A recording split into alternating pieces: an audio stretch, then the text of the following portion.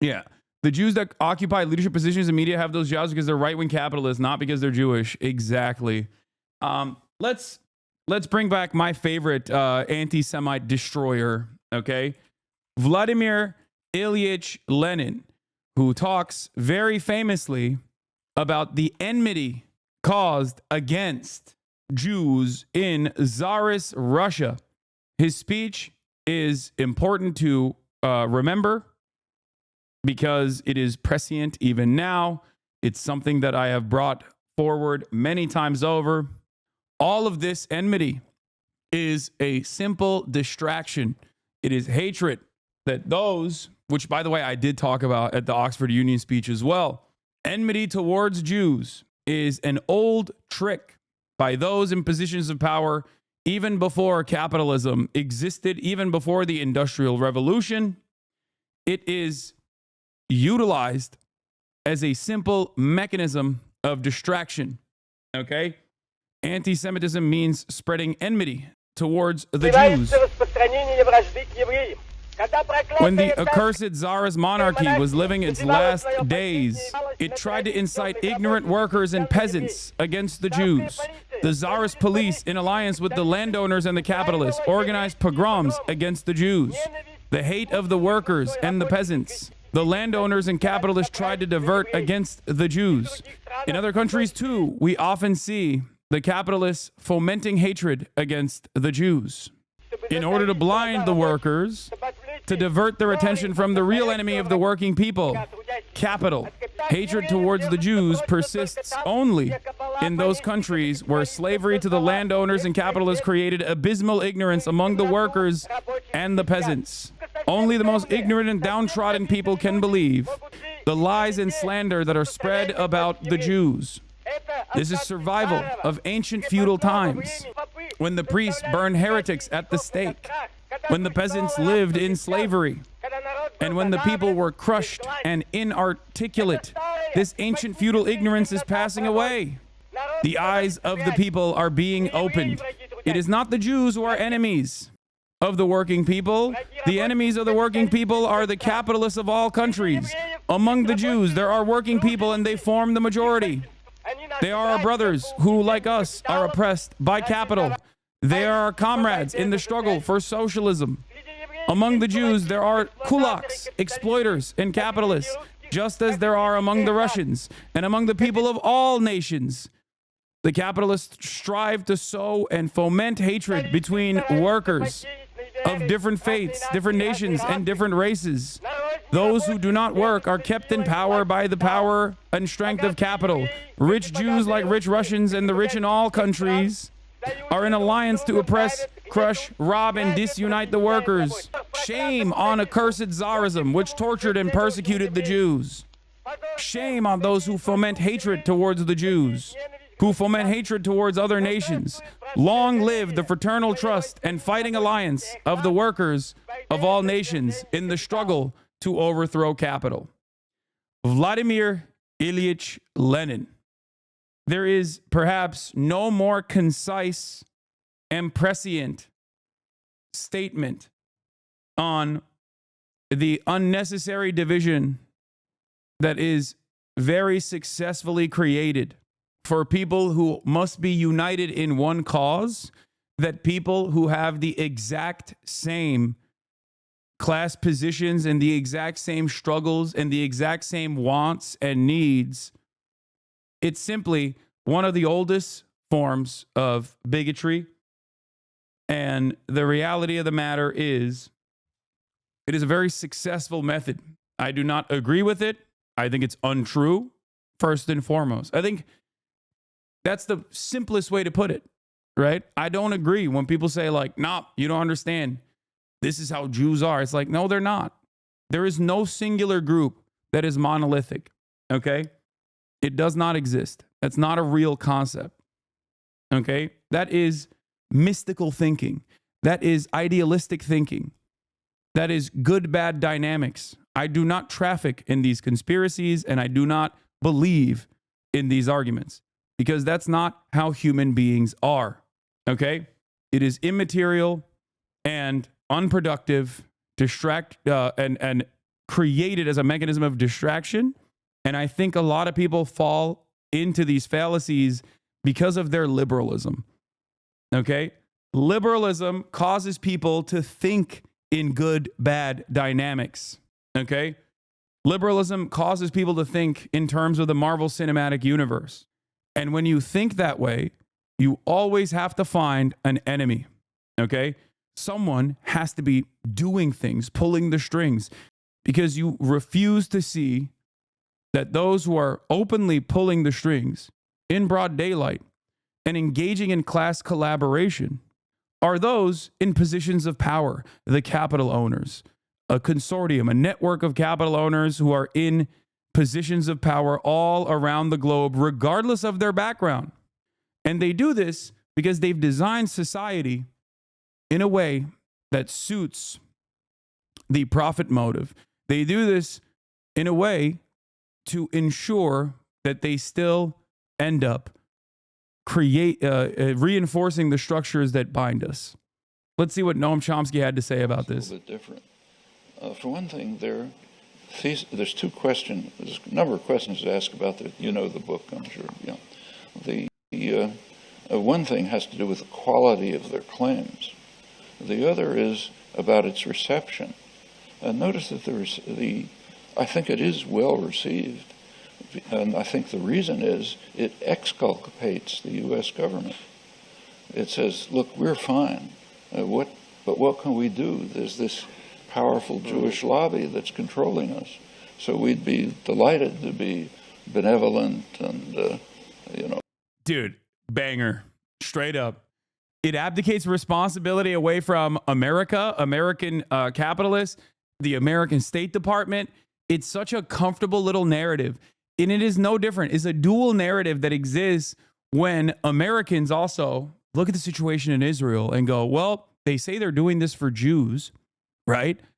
And think, okay, maybe fucking this has something to do with Judaism. Like they're saying they're doing this for Judaism, right? When in fact, American Jews have very different opinions and a very different relationship with Israel from one another. They are not in agreement with one another on their relationship with Israel and how it must exist or how it should exist. And this is before we even factor in the very desperate and very deliberate social conditioning that exists and how Zionism has basically reformed itself as a new national religion for a lot of Reform Jews in America, okay, in their upbringing, in their development. Having said that, however, we always forget to mention something truly important in this process, which is Christian Zionism. Christian Zionism historically has predated Jewish Zionism. It blows my mind that people just simply don't understand this. Like, it was actually Jews in the UK that openly criticized the Balfour Declaration. Lord Balfour was not exactly a fan of Jews. He was, however, a Christian Zionist. We never consider CUFI, Christians United for Israel, and its importance in this subject. We never consider that there are 10 times more rabid evangelical Christian Zionists in this country than there are Jews in total. Anti-Zionists, Zionists, it doesn't matter. The number of Christian Zionists in this country who believe in a Armageddon theological justification for why Israel must exist in the ways that it does as a ethno-state for the chosen sons of God numbers 10 times more than the number of Jews all Jews in general, anti-Zionist Jews, pro-Zionist Jews, ultra-Zionist Jews alike. Yeah, Zionism started with Balfour, clueless. No. Do you think that I am unfamiliar with the inception of Zionism? Do you think I don't know who fucking Theodor Herzl is? Are you stupid? I'm just saying that Theodor Herzl, despite being secular himself, had to make as many different arguments as he possibly could to justify this to an audience of global Jewish community, to an audience of Jews who did not like the argument at all originally. Edwin Montague was the only Jewish minister at the time who was very critical of the Balfour Declaration. He barely justified it. He called it straight up settler colonialism. No, that's a justification, Chatter. It was a different time. That was him selling it to other colonialists to say, we will aid in your effort of controlling this region. That is a justification. We just look back at it now. That's the reason why the early JNF, like Jewish National Funds and whatnot, were openly considered colonial funds. Like they knew that what they were doing was settler colonialism, and that's how they were trying to present it to non-Jews who were also involved in this process, who also were like, no, this is great. Theodor Herzl originally went to the Ottoman Empire and was like, give me Palestine. The Ottoman Empire was like, no, no thanks. Yeah. Herzl famously rode the Cecil roads. You are being invited to help make history, Herzl rode the roads. It doesn't involve Africa, but a piece of Asia Minor. Not Englishmen, but Jews. How then do I happen to turn to you, since this is an out-of-the-way matter for you? How indeed? Because it is something colonial. You, Mr. Rhodes, are a visionary politician or a practical visionary. I want you to put the stamp of your authority on the Zionist plan and to make the following declaration to a few people who swear by you. I, Rhodes, have examined this plan and found it correct and practicable. It is a plan full of culture, excellent for the group of people for whom it is directly designed, and quite good for England, for Greater Britain. This man was only invested in the development of a Jewish ethno-state, okay? Theodor Herzl. And there were, he was far from the most aggressive at the time. I would say Jabotinsky was far worse in his commentary and his rhetoric and his open declarations and allegiances with fascism. But Theodor Herzl, seen as the, godfather of Israel, did not really care. He had one mind. He had one mindset. He would go and make a religious justification to religious Jews. He would go and make a secular justification to secular Jews. He would go and make a colonialist justification to colonialist non-Jews. It didn't matter. Do you understand? It was more so just, I really want this. I really want this bad. But let's get back to Noam Chomsky. Yeah, even a socialist justification. That's the other part. Labor Zionism. This is what I was talking about. Thank you, Time Without an OO, for coming in hot. I mean, the biggest funds after Weitz's were Weitz's JNF, Jewish National Fund, were literally called PICA and JCA, the Palestine Colonialization Association and the Jewish Colonization Association. It wasn't really hidden. Why wasn't it really hidden? Because back then, this was a way to say, no, this is good. We're doing settler colonialism. They didn't have that same fucking mindset. Like they didn't look at this term in the same woke ways that we now understand colonialism as a bad thing, okay? It was a good thing being presented. Victims of colonialism were even less, it had even less voice. They barely have a voice now. There was a positive association with the term, not a negative one. Anyway, let's continue. Helping people are natural instincts, but we're trapped by the Jewish lobby. Well, that's a pretty good reason, I think, why it is accepted. Yeah. The second question is about the thesis. I mean, can it really be that a small ethnic lobby controls U.S. policy? I mean, if anybody believes that thesis, there's a tactical suggestion that follows immediately. Put on your tie and jacket, go to the executive offices of Lockheed Martin, General Electric, Goldman Sachs, JP Morgan Chase, and explain to them that your interests are being harmed by a little lobby which you can put out of business in 5 minutes. Okay, that's the tactical suggestion that follows. Does anybody pursue it? No, because it's absurd. I mean, the claim, this is actually is an interesting, Mearsheimer and Wald are very good scholars. We're called realist IR scholars. According to realist scholarship, states pursue what is called the national interest, which primarily security. It's an anarchic world, and states try to preserve their own security, well-being of their own populations, and the national interest. There's a lot of questions that are open there. First of all, what is the national interest? I mean, is the national interest of the CEO of General Electric the same as the interest of the janitor who cleans his floors? No, their interests are quite different. So what's the national interest? Where to start? Well, in practice, it turns out that the interests of state power and concentrated economic power take a look at the formation of policy. That's what it defends. Is the national interest in that sense harmed by U.S. policy towards Israel? Well, pretty hard to argue that. This is why I always say, and I said this in my Oxford speech as well, saying Israel has anything to do with Judaism is like saying ISIS has anything to do with Islam. Okay? ISIS is true Islam, Israel is true Judaism. These are both silly attitudes. These are wrong. Okay? At its base, it's just a fundamentally incorrect position. And it also revolves around the notion that these people have a monolithic understanding and a monolithic approach. Okay? That all Jews believe this or all Muslims believe this. It's wrong. And another thing that I regularly mention that I brought up in my Oxford speech as well, which is that if all Americans tomorrow became card-carrying anti-Zionists, every single American Jew tomorrow became a card-carrying anti-Zionist, it would not change America's dynamic with Israel even a little bit. Okay? It would probably make way for even more support and even more protests in general. But I promise you, the American state would still support Israel. And there is truth to this reality, as I've often talked about as well. J Street did a poll on American Jews, finding that 70% of American Jews believe in refusing offensive weapons to Israel, denying weapon shipments to Israel in an effort to get them to agree to the ceasefire conditions. 70%. Has that changed Biden's calculation? Since that fucking poll came out, Biden gave another $600 million to Israel. He hugged and kissed Israel Herzog, the president of Israel. Or is his name Israel Herzog? Sorry. Is it, what was it?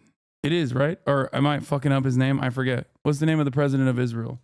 Isaac Herzog, not Israel Herzog. Sorry. Thank you. He hugged and kissed him.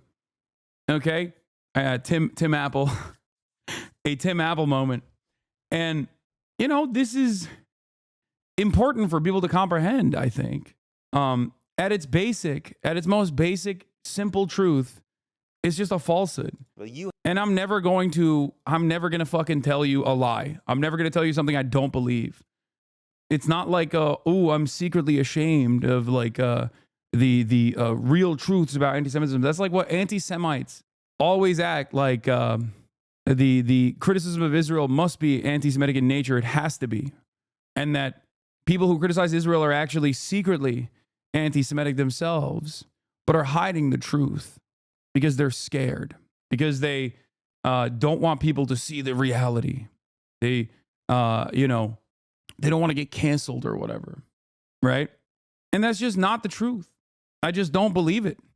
And I think it's ridiculous. I think it's fucking ridiculous. You have a responsibility to make a distinction between your opposition to that state and your opposition to that individual person, just like you have a responsibility, no matter how you feel about the People's Republic of China, not to take out your animosity towards the People's Republic of China on a Chinese-American person. But the problem, it seems to me, that we have in fighting against people who conflate Israel and Jews and therefore take out their anger against Israel on Jews is that we're trying to ask them to make a distinction between Israel as a state and Jews as a group of people. But the organized American Jewish community is not making that distinction ourselves so often, right? So you find that the Jewish organizations are often saying something along the lines of that being a Zionist or supporting Israel is inherent in being Jewish, right? First of all, just that statement really doesn't make any sense. It doesn't. And not only does it not make sense, this is Peter Beinart, by the way, who also had his own very public evolution in broad daylight, going from a liberal Zionist to an anti-Zionist over the years. And I think he's a very valuable voice in this. But he's now going to basically spell out exactly what I've been saying over and over again, that Israel associating itself with Judaism and using it cynically as a fucking shield whenever there's like worthy criticism against Israel is unironically making people more anti-Semitic. I guess, like, as a Muslim living in the United States of America whose name is Hassan, regardless of how white I am, I recognize how dangerous of a prospect this is because of the ways that the understanding of Islam has been bastardized. The understanding of Islam has been falsely presented as ISIS. All Muslims are jihadists. All Muslims are religious fundamentalists. Like, I know what that's like when an entire group of people are cast with this violent brush. So seeing Israel do it to itself is strange. And I think it's short-sighted. I think Israel doing this as a cynical mechanism, like a cynical shield to deploy, is so short-sighted because this dangerous conflation causes people to be more anti-Semitic. Right? Because Judaism existed for a long time before Zionism existed, and there have always been significant numbers of Jews, right, for a variety of reasons, who opposed political Zionism in the state of Israel, right? So, but it's also just very dangerous because you are making exactly the conflation, right, that we want people who oppose Israel and Zionism not to make, right? And so when the chief rabbi of Israel, of the United Kingdom, said a few years ago, he said that Zionism leaps from every page of the Siddur, of the Jewish prayer book, right? Again, it's a very strange statement given that we've had prayer books since long, long before, Herzl and Pinsker came along in the late 19th century. But then why shouldn't someone write Free Palestine on a Jewish prayer book? You've basically just said it's the equivalent of a political pamphlet for the state of Israel, right? And that's a very, very dangerous thing to do. Yeah. Like utilizing synagogues and Jewish community centers at the behest of the Zionist project, where you sell West Bank properties that the Israeli state has illegally occupied after purging the indigenous population from those homes, and then utilizing the mechanisms, the dangerous and violent mechanisms of the state to overtake those and the ancestral homelands of the indigenous Palestinian population, and then selling those houses illegally in direct contravention with international law and the local laws of whichever state that they're doing this in, is a very, very dangerous prospect. You are smearing Western Jews with this fascist brush. Scary stuff. It's ridiculous. Using places of faith like that is so gross.